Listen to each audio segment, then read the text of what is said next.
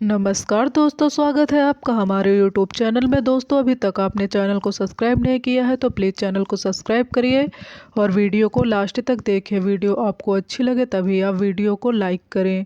तो दोस्तों, आज हम पढ़ने वाले हैं भारतीय संविधान की अनुसूचियाँ। तो दोस्तों, चैप्टर शुरू करने से पहले इसके बारे में कुछ तथ्य जान लेते हैं।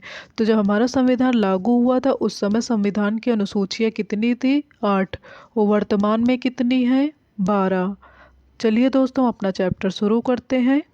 तो हमारी प्रथम अनुसूची में क्या दिया गया है? इसमें दिया गया है कि भारतीय संघ के घटक राज्य एवं केंद्र शासित क्षेत्रों का उल्लेख है। प्रथम अनुसूची में क्या है?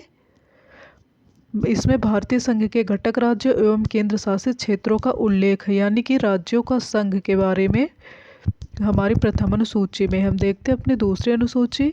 हमारी द्वितीय अनुसूची है, इसमें भारतीय राज व्यवस्था के विभिन्न पदाधिकारियों जैसे कि राष्ट्रपति, राज्यपाल, लोकसभा के अध्यक्ष उपाध्यक्ष, राज्यसभा के अध्यक्ष उपाध्यक्ष एवं उपसभापति, विधानसभा के अध्यक्ष और उपाध्यक्ष, विधान परिषद के सभापति एवं उपसभापति, उच्चतम न्यायालय और उच्च न्यायालयों के न्यायाधीशों और भारत के नियंत्रक, महालेखा परीक्षा आदि को प्राप्त होने वाले वेतन और भत्तों और पेंशन के बारे में उल्लेख है। दोस्तों, अगर हम सरल भाषा में समझेंगे तो हमारी द्वितीय अनुसूची में क्या है?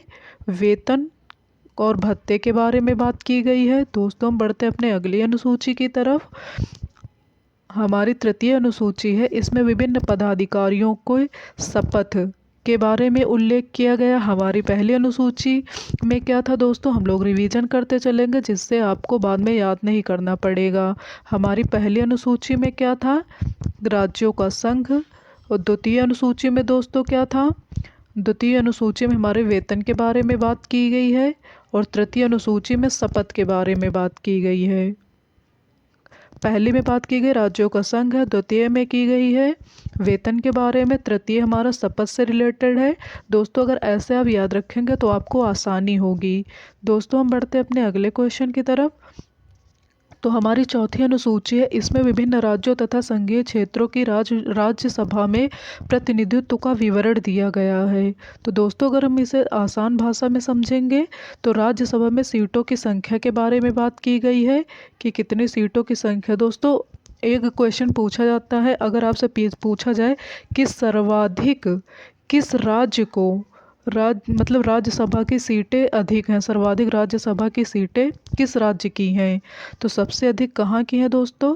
यूपी की। कितनी है? यूपी की अगर लोकसभा के बारे में बात करेंगे तो 403 सीटें हैं। अगर राज्यसभा के बारे में बात करेंगे तो 31 सीटें हैं।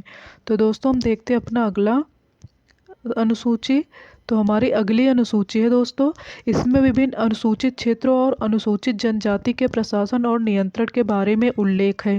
दोस्तों, अगर हम इसे सरल भाषा में समझेंगे तो इसमें एसटी, एससी और एसटी के आरक्षण की बात की गई है। दोस्तों, हम देखते हैं अपना अगला क्वेश्चन। तो दोस्तों, हमारा अगला क्वेश्चन है छठी अनुसूची। तो छठी अनुसूची में क्या दिया गया है? इसमें असम, मेघालय, त्रिपुरा और मिजोरम राज्यों के जनजातीय क्षेत्रों के प्रशासन के बारे में प्रावधान है। दोस्तों, अगर इसके हम आसान भाषा में समझेंगे तो पूर्वोत्तर राज्य हैं हमारे, जो इनके रूल्स रेगुलेशन जो हैं वो बिल्कुल अलग हैं। और दोस्तों, इसमें कौन कौन से देश हैं, राज्य हैं? तो असम, मेघालय, त्रिपुरा और मिजोरम, यानी कि असम, मेघालय, त्रिपुरा, मिजोरम। आप ऐसे याद रखेंगे तो आपको हमेशा याद रहेंगे। दोस्तों, हम देखते हैं अपनी अगली अनुसूची। जो हमारी अगली अनुसूची है, सातवीं अनुसूची, इसमें केंद्र एवं राज्यों के बीच शक्तियों के बंटवारे के बारे में दिया गया है तथा इसी अनुसूची में सरकारों द्वारा शुल्क एवं कर लगाने के अधिकारों का उल्लेख है। इसके अंतर्गत 3 सूचियां हैं, संघ सूची, राज्य सूची एवं समवर्ती सूची।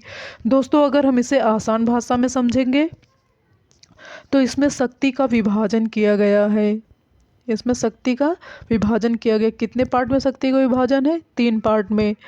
संघ सूची, राज्य सूची एवं समवर्ती सूची। तो दोस्तों हम देखते हैं तीनों पार्ट। तो हमारा पहला है संघ सूची।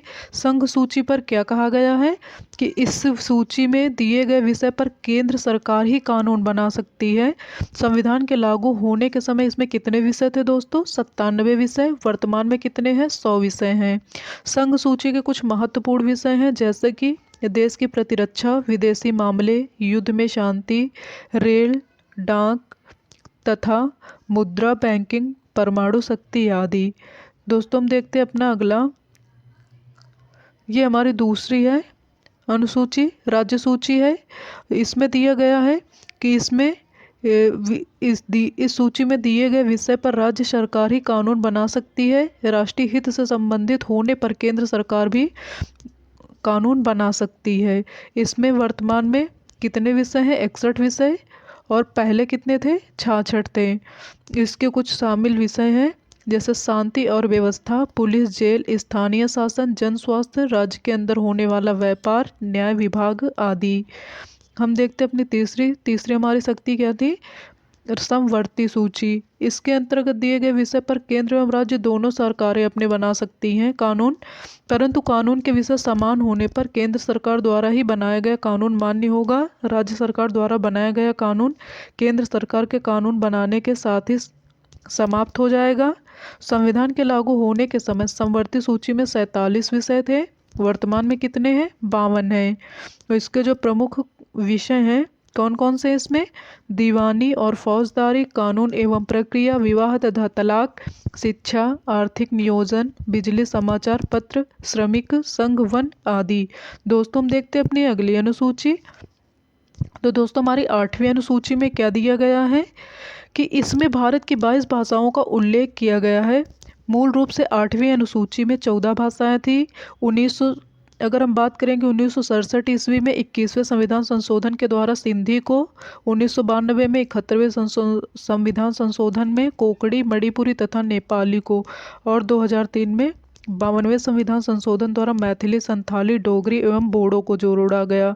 तो पहले दोस्तों कितनी भाषाएं थी? जब संविधान हमारा लागू हुआ तब सिर्फ 14 भाषाएं थी। वर्तमान में कितनी भाषाएं हैं? 22 भाषाएं हैं। तो दोस्तों हम देखते हैं अपना अगला अनुसूची। तो हमारी अगली अनुसूची 9वीं अनुसूची है। 9वीं अनुसूची में क्या दिया गया है? संविधान में यह अनुसूची प्रथम संविधान संशोधन अधिनियम 1951 के द्वारा जोड़ी गई। दोस्तों हमने स्टार्टिंग में ही बताया कि पहले 8 थे, बाद में ये 4 जुड़े हैं। तो वर्तमान में 12 अनुसूचियां हैं और पहले कितनी अनुसूची थी? 8 अनुसूची थी। तो दोस्तों जैसे 9वीं अनुसूची है, ये कब जोड़ी गई, कैसे जोड़ी गई, तो इसके बारे में क्वेश्चन पूछे जाते हैं। तो हम बात करेंगे कि यह अनुसूची प्रथम संविधान संशोधन कब जोड़ा गया है, किस संशोधन के तहत जोड़ा गया है? तो 1951 ईस्वी के द्वारा जोड़ा गया। इसके अंतर्गत राज्य द्वारा संपत्ति के अधिग्रहण की विधियों का उल्लेख किया गया है। इस अनुसूची में सम्मिलित विषयों को न्यायालय में चुनौती नहीं दी जा सकती। इसमें न्यायालय की बात नहीं, जैसे संपूर्ण अनुसूचियां हैं तो इसमें जल्दी जो संपूर्ण अनुसूचियों की बात करेंगे तो इसमें संपूर्ण अनुसूचियों में जो सुप्रीम कोर्ट है, ये संपूर्ण जो अनुसूचियां हैं, ये सुप्रीम कोर्ट कभी इसमें दखल अंदाजी नहीं कर सकता है। इसके बाद हम देखते हैं अपना अगला क्वेश्चन। इसमें पहले कितने, वर्तमान में इस अनुसूची में 284 अधिनियम हैं। हम बढ़ते अपने अगले क्वेश्चन की तरफ। तो हमारी 10वीं अनुसूची है। तो हमारी 10वीं अनुसूची जो है कब जोड़ी गई? 52वें संविधान संशोधन 1985 के द्वारा जोड़ी गई है। 52वें संविधान संशोधन 1985 के दोस्तों ये 52वें संविधान संशोधन 1985 के द्वारा जोड़ी गई है। इसमें दल बदल कानून से संबंधित प्रावधानों का उल्लेख है। जैसे 10वीं अनुसूची से दोस्तों कैसा क्वेश्चन पूछेगा कि यह किस संविधान संशोधन द्वारा जोड़ी गई है? तो 52वें संविधान संशोधन 1985 के द्वारा जोड़ी गई है। और इसमें किस कानून से संबंधित प्रावधानों का उल्लेख है? तो दोस्तों दल बदल कानून से। दोस्तों हम देखते हैं अपना अगला क्वेश्चन। तो हमारा अगला क्वेश्चन है कि हमारी 11वीं अनुसूची है, यह संविधान में 73वें संविधान संशोधन द्वारा 1993 में जोड़ी गई। दोस्तों जोड़ी गई भले ही 1993 में है दोस्तों, लेकिन ये 1992 में ही लागू हो चुकी थी, लेकिन जोड़ी 1993 में गई है। तो इसमें दोस्तों किसके बारे में उल्लेख किया गया है? पंचायती राज संस्थाओं के बारे में। इसमें कितने विषय प्रदान किए गए हैं? तो दोस्तों 29 विषय प्रदान किए गए हैं। दोस्तों बढ़ते अपने अगली अनुसूची की तरफ। तो दोस्तों हमारी 12वीं अनुसूची है कि यह अनुसूची संविधान में 74वें संविधान संशोधन द्वारा जोड़ी गई है। कब जोड़ी गई? 1993 ईस्वी के द्वारा। इसमें शहरी क्षेत्र की स्थानीय स्वशासन संस्थाओं को कार्य करने के लिए 18 विषय प्रदान किए गए हैं। यानी कि दोस्तों अगर हम सरल भाषा में करेंगे तो नगर पालिका से रिलेटेड ये अनुसूची है हमारी, और ये भी 1993 में भले ही जोड़ी गई, लेकिन दोस्तों 1992 में ही ये लागू हो गई थी। तो दोस्तों आज की हमारे थे महत्वपूर्ण अनुसूचियाँ। तो दोस्तों वीडियो आपको कैसी लगी कमेंट सेक्शन में कमेंट करके ज़रूर बताएं, और वीडियो को लाइक करें, वीडियो को शेयर करें, चैनल को सब्सक्राइब करें।